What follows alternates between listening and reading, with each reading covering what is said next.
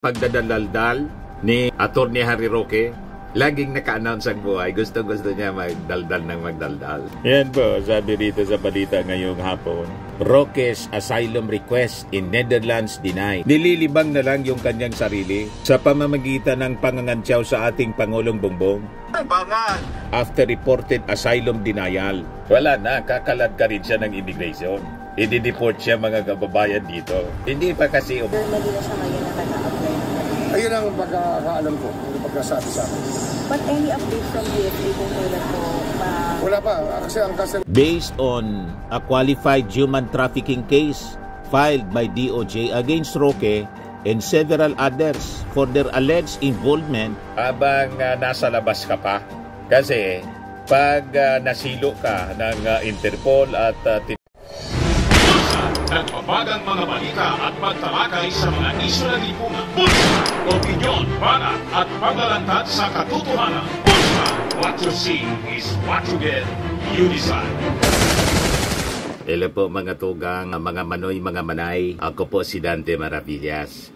Bicolano vlogger, broadcast journalist from Albay. Effective yung pagdadaldal ni Atty. Harry Roque. Laging naka-announce ang buhay. Gusto-gusto niya magdaldal ng magdaldal. Bakit niya Mr. Maravillas effective? Yung application po ni Atty. Harry Roque for asylum sa Netherlands, sabi ni DOJ Secretary Boying Rimulya, denied. Yan po, sabi rito sa balita ngayong hapon. Roque's asylum request in Netherlands denied, sabi ni Boying Rimulya. Kaya pala nakikita ko po, itong si Atty. Harry Roque, other than lalong nangayayat po, siguro wala nang mapuntahan. Siyempre, naging palaboy na, magkatulog ka pa niya. Laging kasama si Marlica, laging nasa sasakyan, ikot ng ikot sa Europe. Hindi malaman kung saan pupunta. Yan po si Harry Roque. Sabi niya, here is how we relax during a road trip. Nililibang na lang yung kanyang sarili sa pamamagitan ng pangangantyaw sa ating Pangulong Bongbong. Bangag! Bangag, bangag, bangag, bangag, bangag, ngiwi, ngiwi, ngiwi, ngiwi, ngiwi, ngiwi, ngiwi, ngiwi, ngiwi, butot, butot, butot, butot, butot, butot. Ayan kasama si Marlica. Ayan po, sa glacier, sa kotse, sa lahat ng bansa, ano yun, ano yun, bangag, VNB. Tuloy pa rin ang VNB kahit saan, kahit sa umaandar na kotse papuntang Frank. Nililibag na lang nila ni Marlica yung sarili niya sa sobrang stress mga kababayan. At ngayon, sige ang travel nila. Naging palaboy na po si Harry Roque. Cabinet Secretary dati, ngayon, palaboy na lang. At pag na-cancel mga kababayan yung kanyang passport, DOJ says waiting for cancellation of Roque's passport after reported asylum denial. Wala na, kakalat ka rin siya ng immigration. I-deport siya mga kababayan dito. Hindi pa kasi umuwi para may mapaglagyan siya. May matutuluyan siya rito. Kaya lang, hindi sa bahay nila, kundi sa kulungan. Wanted siya kasi mga kababayan. May warrant of arrest. Non-bailable yung kaso. Qualified trafficking. May relasyon doon sa Pogo operation dito sa ating bansa. So, ito ngayon yung balita. Sabi rito, the latest update on Roque's whereabouts and status came after he continues to refuse to return to the country despite being the subject of an arrest warrant na pinag-issue ng korte doon sa Pampanga for qualified human trafficking. So sabi po ni Boying Rimulya, as far as I know niya, he was not granted asylum by the Netherlands. So he is in Germany. Sabi ni Rimulya, Roque may then be extradited when the time comes. Namomoro na si Atty. Harry Roque. Malayong malayo mga kababayan sa dati niyang itsura. Ito yung dati niyang itsura. Yan na sa ngayon, parang hindi naliligo at hindi na makatulog. Grabe pangayayat po. Ito yung interview kay Boying Rimulya. Alam ko, hindi siya nabigyan ng asylum ng Netherlands. Kaya nasa Germany na ang pagbibigay nito kung sa pakasakali. But just the same, parang iintayin pa rin po ng DOJ na matapos. Basta ano yan, pwede naman file na extradition niya pagdating ng panahon. Pero baka hindi na kailangan kasi kakancel naman ang passport niya. Pag naging undocumented alien yan, ay pwede nang kunin ng Interpol. So sir, confirm po na sa Germany na siya ngayon na nag-a-apply. Ayun ang pagkakaalam ko, yun ang pagkasabi sa akin. But any update from DFA kung kailan po Wala pa, kasi ang cancellation ng passport, nasa court yan eh. Hindi naman sa DFA. Kasi naman admin, kasi may kaso na. So paano ba yun? Legal yung pwede siya magpalipat-lipat within an EU country? Sa EU kasi, basta may visa ka, open borders naman ang EU eh. Pero, ayan, pagka naging fugitive from justice, lalo-lalo na pag nawala na ng documentation, ay pwede na siyang habulin ng Interpol. Okay? Thank you. Ayan si Atty. Harry Roque. Wala kasing tigil, sabi nga natin mga kababayan, sa kakadaldal. Lahat ng mga plano niya sa buhay, lahat ng nangyayari sa kanyang buhay po, kinikwento sa social media. May application na niya ako sa asylum sa Netherlands. Ba't mo kasi kwininto? Hindi pa approve yung application, kwento ka ng kwento. Pero maganda. Maganda ang resulta ng kadaldalan mo. Kating-kati mga kababayan kasi ang lalamunan ni Atty. Harry Roque. Imbes na kakaiba ang pag-ugali. Habang wanted siya, araw-araw mga kababayan naglalay. At ngayon, ang kasama po si Maharlika na wanted na rin. Ngayon siguro palipat-lipat sila kung saan-saan nakakarating mga kababayan. And siguro, tinatago na lang at pinapakain, ini-entertain, inaasikaso rin ng kanilang yung mga DDS na OFW. Yun ang mga pinupunta nila at nagsasagawa ng mga kung ano-anong pagtitipon. Nagtutulong-tulong na lang siguro. Siyempre, grabe ang gastos. Sabagay, nakaipon na rin siguro ng milyon-milyon itong si Atty. Harry Roque. Kaya nga may kaso siyang qualified human trafficking. Yan sabi ni Rimulya. But if he is a fugitive from justice, especially if he loses his documentation, Interpol can chase him. Nakatimbre na siya po sa Interpol. Malamang sa malamang, isang araw, pupusasan siya ng Interpol tulad po ni Tebes. At dadalhin siya sa immigration for deportation po or extradition, mga kababayan na nakakadena din yung paa. Sasalubungin na lang mga kababayan ni NBI Director Jimmy Santiago or susunduin tulad ng ginawa mga kababayan ni Santiago kay Tebes. May hangganan po ang kasamaan.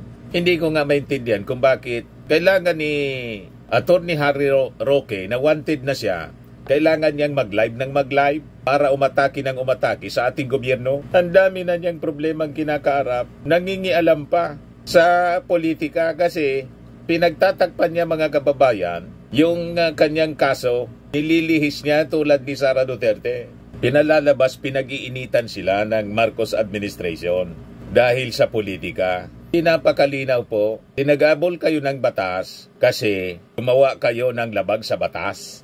Yon ang napakalinaw. The warrant was based on a qualified human trafficking case filed by DOJ against Roque and several others for their alleged involvement in the operations of Philippine Offshore Gaming Operator or POGO and alleged scam hub Lucky South 99 in Purac, Pampanga. Kasama sa mga akusado si Cassandra Ong for violation of Section 41 in relation to Section 6C of Republic Act Number 9208 or Anti-Trafficking in Persons Act of 2023. Walang politika po, mga kababayan, sa kanilang pinasasangkutan na kaso. Walang kinalaman ng politika. Ang malinaw po, yung kasong qualified human trafficking na kailangan, kung hindi siya sangkot talaga, yan ang paniwala niya. Dapat ang gawin niya, tulad ni Laila de Lima.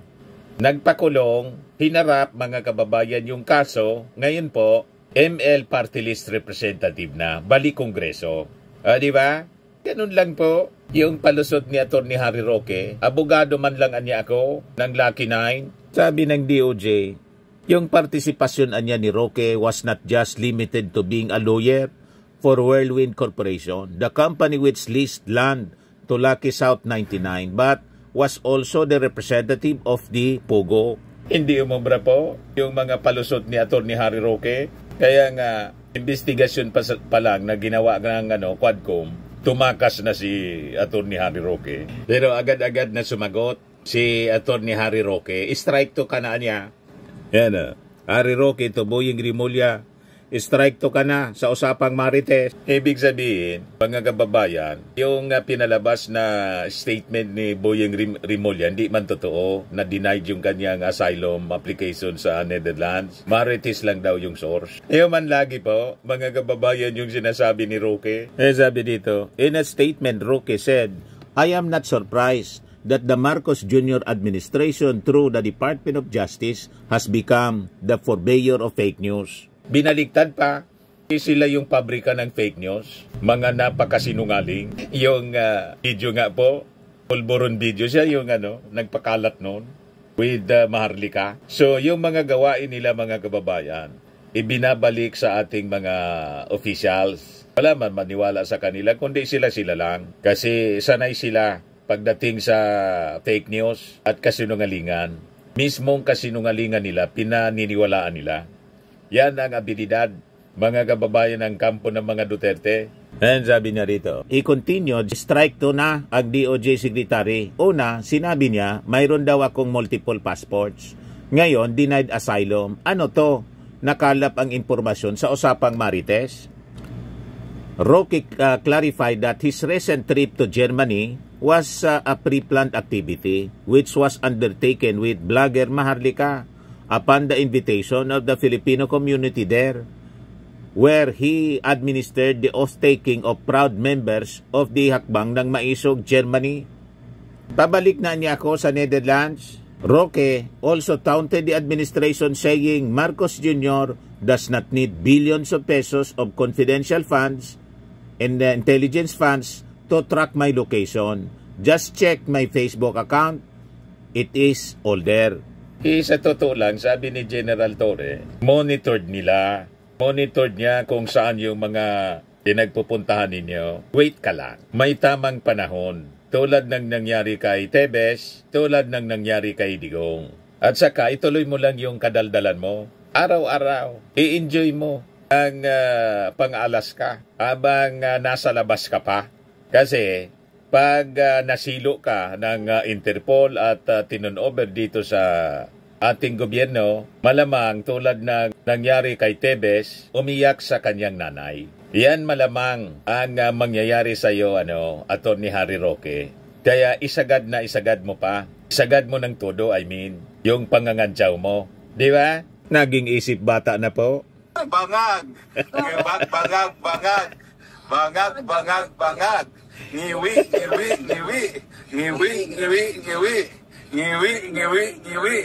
Butot!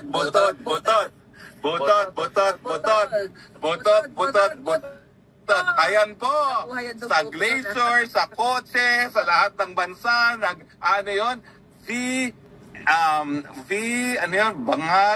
VNB. Tuloy pa rin ang VNB kahit saan, kaysa umaandar na kotse papuntang Frank.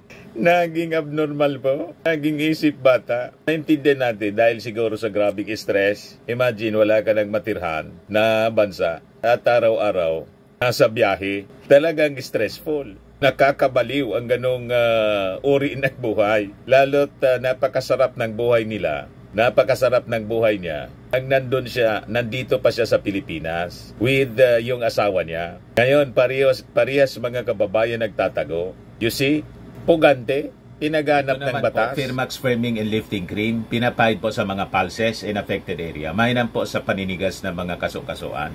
Ito naman po, Automax Radiant Serum. Sa mukha naman yung application, anti-aging po siya. You will look 10 years younger than your age. Sa mga cancer patients naman po, baka lang gusto ninyo itong itry. Neng siya red mixed fruit drink. Hindi mo po siya gamot, food supplement siya. Kaya lang, gawa siya mga kababayan sa goji berry. Yung goji berry may anti-cancer properties. O ngayon, yung mga inquiries ninyo, dumiritso na lang kayo sa aming messenger sa Facebook para masagot namin agad. Ayos pa? Ayos na ayos niya, Mr. Maravilla. But anyway, ito po pala yung aming bagong product na binibenta online. I am worldwide amazing pure organic barley powdered drink mix from Australia.